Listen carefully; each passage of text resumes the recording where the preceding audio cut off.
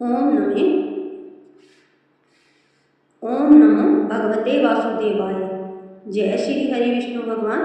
मेरे प्यारे भक्तों, भगवान विष्णु की कृपा पाने वाली पावन उत्तरदा एकादशी की यह कथा जो भी श्रद्धा और विश्वास के साथ सुनता है उसके जीवन में भगवान श्री हरि की कृपा बनी रहती है।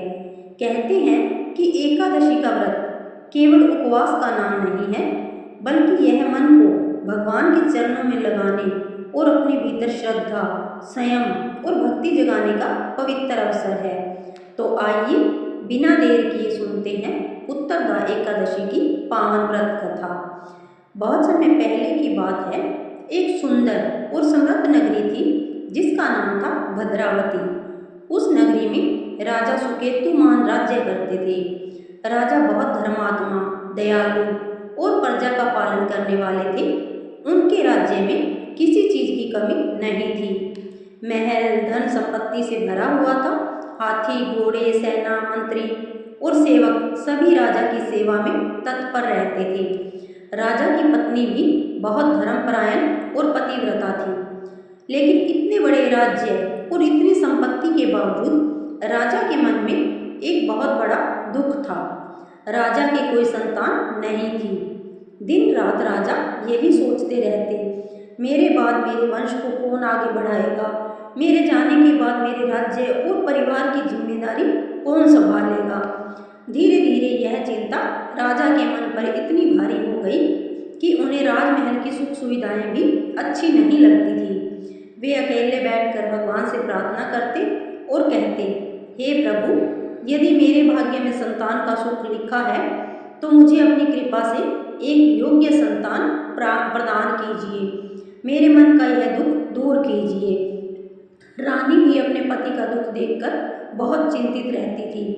दोनों पति पत्नी भगवान की पूजा करते, व्रत रखते और अनेक प्रकार से प्रार्थना करते, लेकिन उनकी इच्छा पूरी नहीं हो रही थी।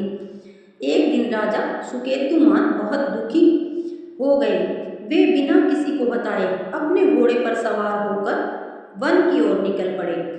राजा घने जंगल में बहुत दूर तक चले गए। वहां उन्हें तरह तरह के पेड़ पौधे दिखाई दिए। चारों ओर पक्षियों की आवाजें सुनाई दे रही थी। सुंदर सरोवर और शांत वातावरण देखकर राजा कुछ देर वहीं रुक गए, लेकिन उनके मन की चिंता कम नहीं हुई।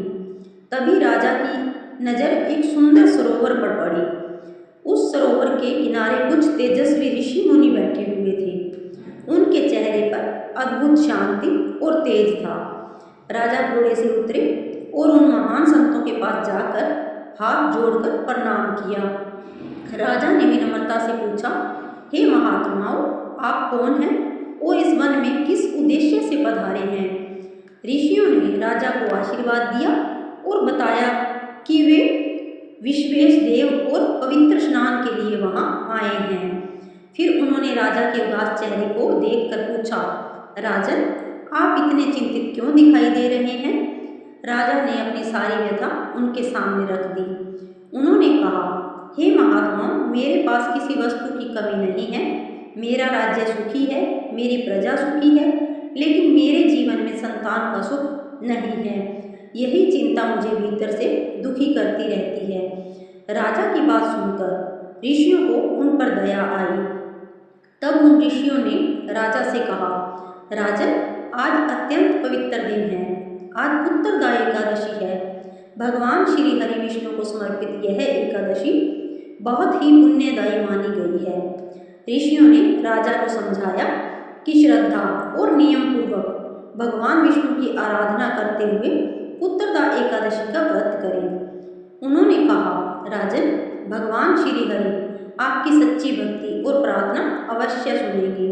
आप श्रद्धा से इस व्रत का पालन कीजिए और भगवान विष्णु के चरणों में अपनी मनोकामना रखिए।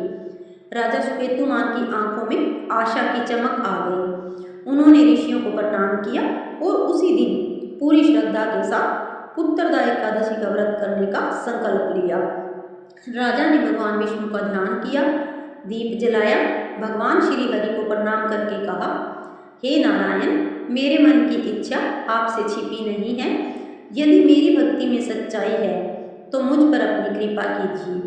राजा ने पूरी श्रद्धा के साथ एकादशी का व्रत किया और भगवान विष्णु की आराधना की। एकादशी का व्रत पूर्ण करने के बाद राजा ने विधि के अनुसार द्वादशी के दिन व्रत का पारण किया और भगवान श्री हरि को प्रणाम किया। इसके बाद राजा अपने महल वापस लौट आए। कुछ समय बीता और भगवान विष्णु की कृपा से रानी को संतान प्राप्ति का शुभ समाचार मिला। राजा और रानी की खुशी का कोई ठिकाना नहीं रहा। समय आने पर उनके घर एक तेजस्वी और सुंदर पुत्र का जन्म हुआ। पूरे राज्य में खुशी छा गई। राजा ने इसे भगवान श्री हरि विष्णु का आशीर्वाद माना। राजकुमार बड़ा होकर धर्मात्मा, वीर और प्रजा से प्रेम करने वाला बना। बाद में वही राजकुमार अपने पिता के राज्य का उत्तराधिकार बना और प्रजा का पालन अपने परिवार की तरह करने लगा। राजा सुकेतुमान ने समझ लिया कि जब मनुष्य सच्चे मन से भगवान के चरणों में विश्वास रखता है तो भगवान उसकी पुकार अवश्य सुनते हैं। भक्तों, इस कथा का सबसे सुंदर संदेश यही है कि भगवान के प्रति श्रद्धा और विश्वास कभी नहीं छोड़ना चाहिए।